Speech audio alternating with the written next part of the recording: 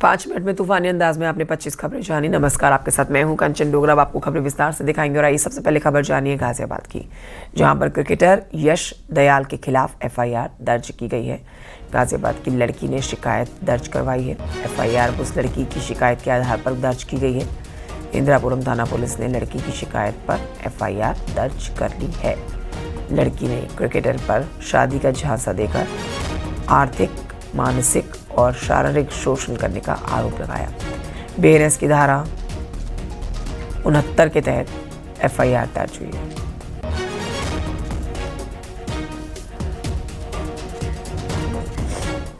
मराठी भाषा विवाद पर अब आपको बता देते हैं कि आरएसएस का बड़ा बयान आया है सामने। सभी भाषा हमारे लिए मातृभाषा है, आरएसएस की तरफ से कहा गया है।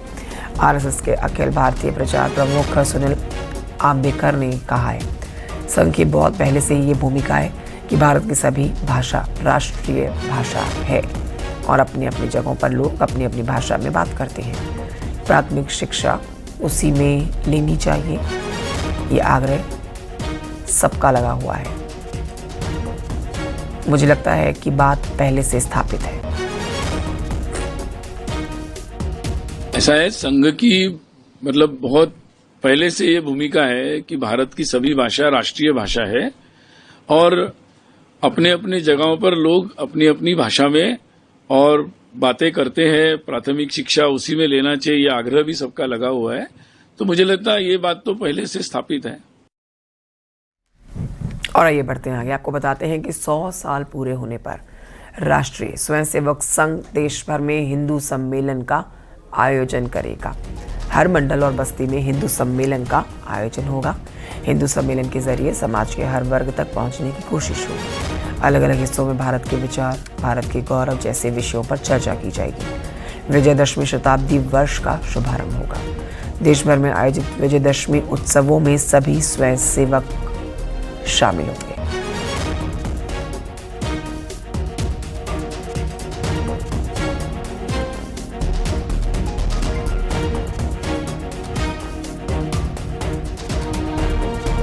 तो संघ का जो शताब्दी वर्ष निमित्त जो कार्य के बारे में मैंने आपको जानकारी दी थी, उसमें जैसे हिंदू सम्मेलन होने वाले हैं, तो हिंदू सम्मेलन देश भर में हमारी जो 5-7 गांव मिलाकर एक मंडल होता है और हर शहर में एक बस्ती होती है, तो एक बस्ती इस तरीके से हम लोग जो अपने संगठन रचना में बनाते हैं, तो ये सोचा गया है कि हर मंडल और हर बस्ती में हिंदू सम्मेलन होगा, जिसमें समाज के सभी लोग शामिल होकर वो स्वयं होकर ये सम्मेलनों का आयोजन करेंगे। प्रयागराज से खबर, जहां पर चोरी करने वाले गैंग और पुलिस के बीच में मुठभेड़ हो गई और आरोपी के पैर में पुलिस ने गोली मारी।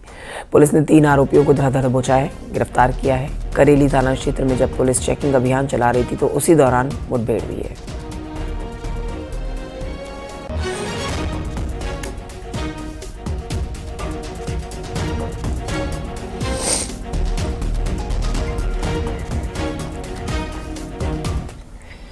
बलरामपुर से खबर, जहां पर जमालुद्दीन उर्फ छांगुर बाबा की कोठी पर चलेगा बुलडोजर। छांगुर बाबा की कोठी पर नोटिस चस्पा किया गया है और 15 मई को अतिक्रमण हटाने के लिए ये नोटिस चस्पा किया गया है। ये आदेश है कोर्ट का।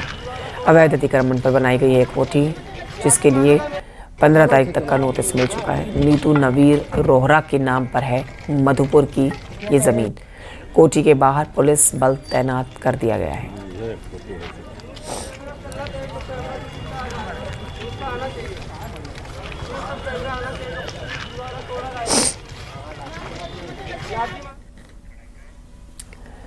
और ये बढ़ते आगे। आपको बताते हैं, मुख्यमंत्री योगी आदित्यनाथ ने गाजियाबाद से बिजनौर तक कांवड़ रूट का हवाई सर्वेक्षण किया है।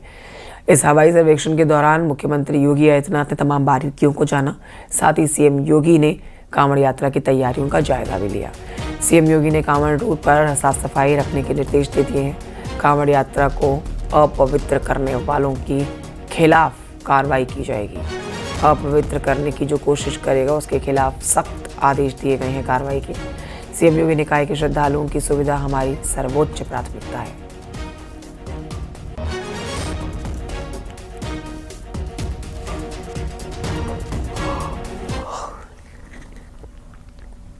दिल्ली से हरिद्वार कांवड़ रूट मार्ग पर पुलिस प्रशासन की तैयारी जोरों पर है। कांवड़ियों के लिए प्रशासन की ओर से टेंट लगाया जा रहा है और इस टेंट में पुलिस प्रशासन के अधिकारियों के साथ साथ हेल्थ डिपार्टमेंट के अधिकारी भी मौजूद रहेंगे।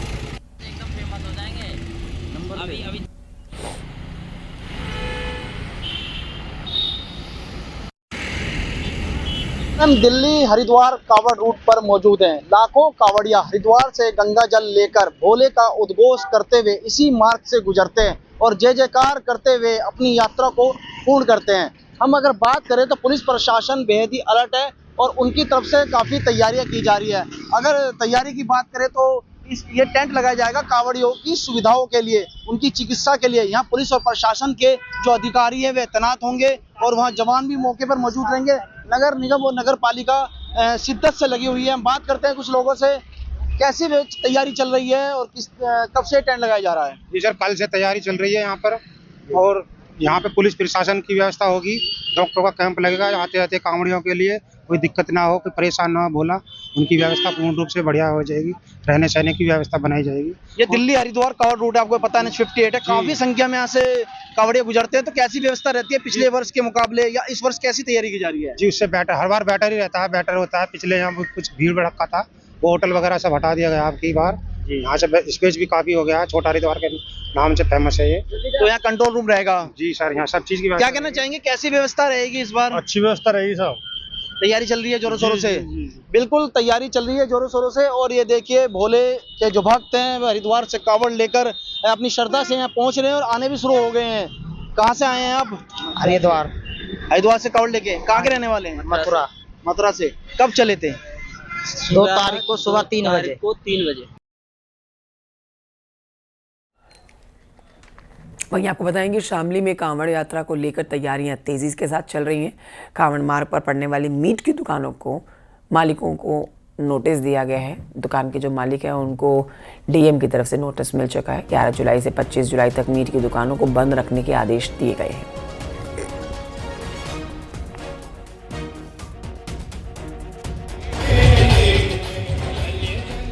सावन का पवित्र महीना स्टार्ट होने वाला है। शासन के निर्देश के अनुसार कांवड़िया मार्ग पर कोई भी मीट, अंडा, किसी भी तरह का ऐसा भोज्य और सामान नहीं बिक्री होगा। मीट, अंडा, इनको सबको नोटिस जारी किए गए हैं। करीब 40 लोगों को नोटिस जारी किए गए हैं। सावन से पहले ही कांवड़ यात्रा के निराले रंग दिखने शुरू हो गए हैं। कांधे पर कांवड़ लिए कांवड़ियों की टोलियां दिखने लगी हैं और इस टोली में शामिल कांवड़ियों की उम्र करीब 17 साल है। इस 2 जुलाई को हरिद्वार से गंगा जल लेकर इटावा के लिए निकले। करीब 600 किलोमीटर की पैदल यात्रा करके इटावा में भोले बाबा के दरबार में हाजिरी लगा के जल चढ़ाएंगे।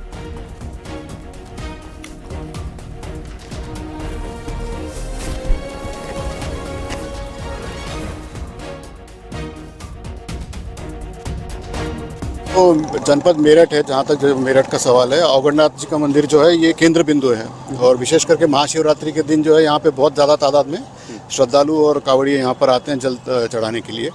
तो यहाँ की तैयारियाँ जो है ना ये बहुत ज़्यादा इंपॉर्टेंट है और थोड़ा सा इसमें कॉम्प्लेक्सिटी इसलिए भी है कि इसमें 3-4 एजेंसीज नाम ये हो जाती है, निहित हो जाती है। इसमें कैंटोनमेंट बोर्ड भी होता है, नगर निगम भी है और इन सबके साथ में कोऑर्डिनेशन करके पुलिस को भी अपनी व्यवस्था यहाँ पर करनी पड़ती है। तो आज हम लोगों ने यहाँ के इस परिसर का इंस्पेक्शन किया है और इसमें कई कमियां कुछ पाई गई है हम लोगों ने। तो ये कैंटोनमेंट बोर्ड को और नगर निगम को निर्देश हमने दे दिए हैं।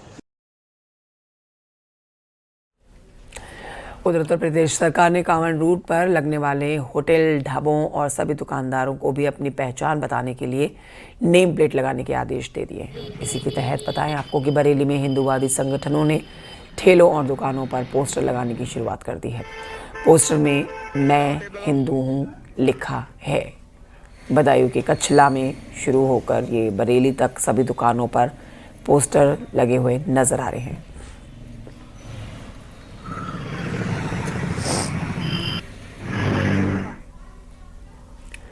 अयोध्या से खबर, जहां पर भव्य राम मंदिर बनकर तैयार हो चुका है। मंदिर के शिखर पर ध्वज, दंड, पताका फहराने की तैयारी शुरू हो चुकी है। नवंबर के महीने में शुभ मुहूर्त पर ये एहतियात ऐतिहासिक कार्य संपन्न कराया जाएगा। राम मंदिर के 161 फीट ऊंचे शिखर पर ध्वजारोहण समारोह में पीएम मोदी शामिल हो सकते हैं।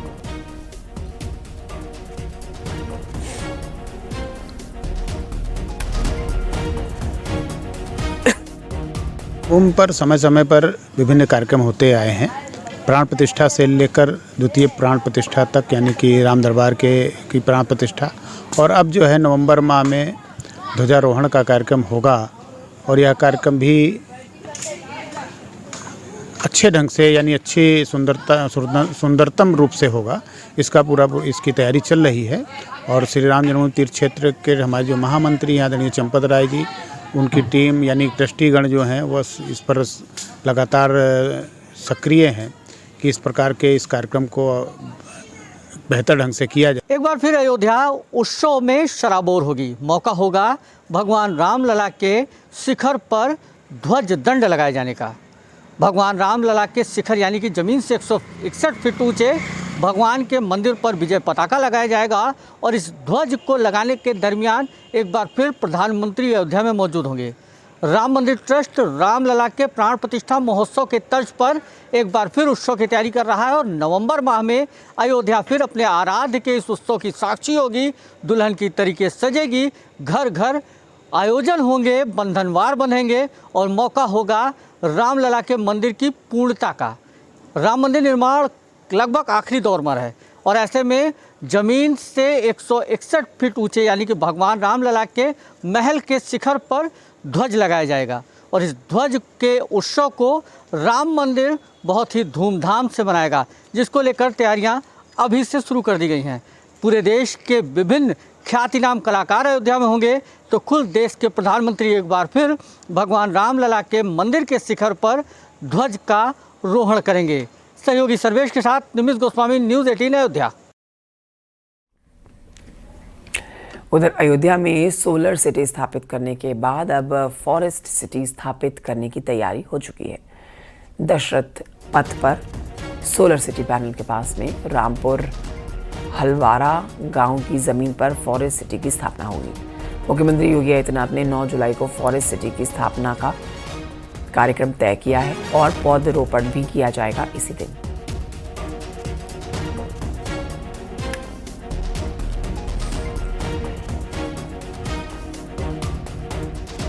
मुख्यमंत्री का कहीं भी आगमन होता है तो कई ऑप्शंस हम लोग तैयार करते हैं और उसके बाद जब सारे ऑप्शंस को कंसिडर किया गया तो दशरथ पथ पर जो सोलर सिटी हमारा बन रहा है उसके ऑपोजिट साइड में, तो रिवर साइड में जो बहुत बड़ा स्थान है जहाँ पर प्लांटेशन हम लोग पहले भी करते आए हैं, वहाँ पर जो एक भूखंड बहुत बड़ा भूखंड उपलब्ध है, वहाँ पर एक सिटी फॉरेस्ट बनाए जाने की योजना है। वहीं पर माननीय मुख्यमंत्री द्वारा इस बार वृक्षारोपण का शुभारंभ किया जाएगा। झांसी से खबर है जहां पर कातिल बहू पूजा जाटव का सच काफी डरावना है। पूजा के कारनामों को देखकर उसके भाई और भाभी भी खौफ में हैं। न्यूज़ 18 की टीम पूजा जाटव के भाई के घर पहुंची।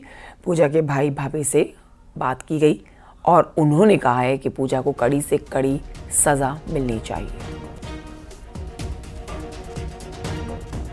सजा देना चाहे वो दे सकती सर। तो आपको पछतावा हो रहा है कि वो आपकी बहन है? हमें कोई पछतावा नहीं हो रहा।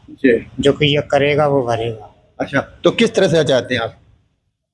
वो कानून जो सजा देना चाहिए। मेरा उनसे कोई ज्यादा वो नहीं रहा। अच्छा, आपने पूजा को बहुत करीब से देखा है, कुछ लगा उसकी? कभी नहीं लगा मुझे सर, देख करके कभी नहीं। ऐसा मैं कभी सोच भी नहीं सकती थी कि पूजा ऐसा करेगी।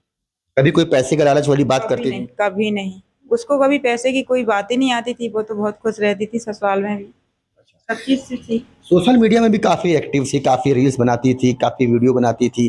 तो क्या इसके पीछे का कुछ और इरादे थे क्या इसके पीछे? नहीं, इसके पीछे तो आजकल तो देखो सोशल मीडिया पे ये सब लोग रील्स बना रहे हैं, तो मैं तो यही सोचती हूँ कि सब बनाते हैं तो ये बनाती है। पर ऐसा मैंने कभी नहीं देखा कि उसने कोई ऐसा किया है। जाने में बड़ी दिक्कत होती है। सब लोग कहते हैं कि ये क्या किया। तो समाज में आप कहीं ना कहीं आप उस तरह से सर्वभागी जल पा रही होंगी। हाँ, तो अब क्या चाहती है? ऐसे लोगों के लिए क्या होना चाहिए? ऐसे लोगों को सजा मिलनी चाहिए और क्या। रायबरेली से खबर जहां पर जमीन विवाद में हुए खूनी संघर्ष में एक महिला की मौत हो गई है। एसपी ने पुलिस की लापरवाही पर बड़ी कार्रवाई भी की है। चंदापुर थाना इंचार्ज प्रशांत द्विवेदी को सस्पेंड कर दिया गया है। अनबरगंज गांव के रहने वाले हौसला प्रसाद और गुरचरण के बीच एक जमीन विवाद को लेकर ये विवाद खड़ा हुआ।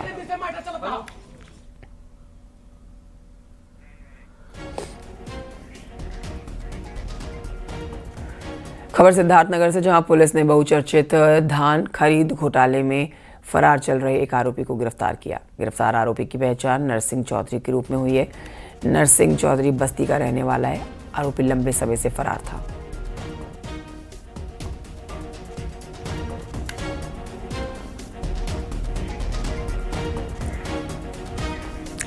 खबर औरैया से, जहां तेज रफ्तार ट्रैक्टर ने बाइक को मार दी टक्कर। बाइक सवार मां और बेटी की मौत हो गई है।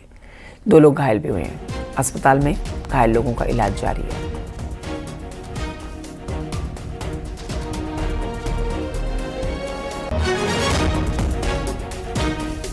ईश्वरपुर मोड़ से एक मोटरसाइकिल और ट्रैक्टर में एक्सीडेंट की सूचना प्राप्त हुई।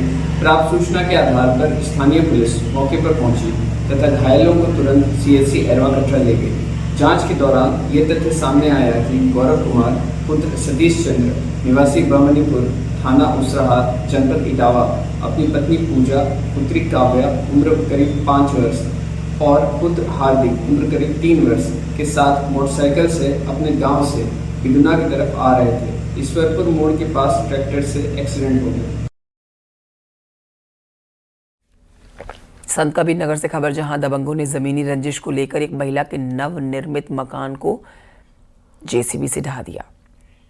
ये मामला खुर्द गांव का है। महिला की शिकायत पर पुलिस ने 5 आरोपियों के खिलाफ मुकदमा दर्ज किया है।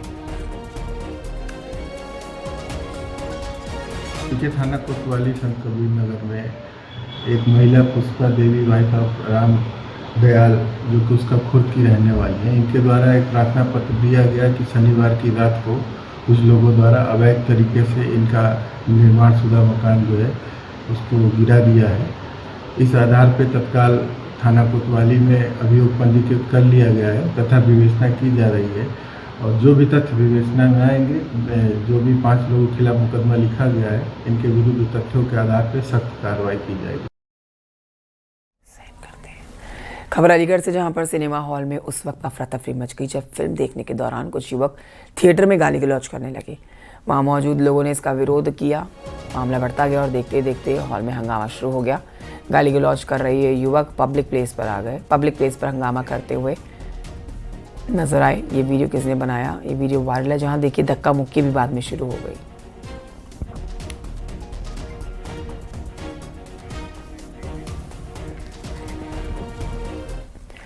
मुजफ्फरनगर एनकाउंटर में 4 लुटेरे गिरफ्तार। 2 लुटेरे गोली लगने से घायल। 2 तमंचा, बाइक, 90,000 कैश बरामद।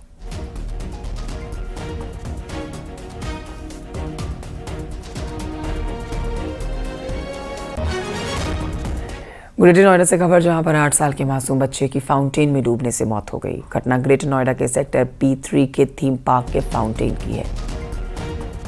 8 साल का मासूम पृथ्वी को फाउंटेन से निकालकर अस्पताल भर्ती कराया गया, लेकिन डॉक्टर्स ने उसे मृत घोषित कर दिया।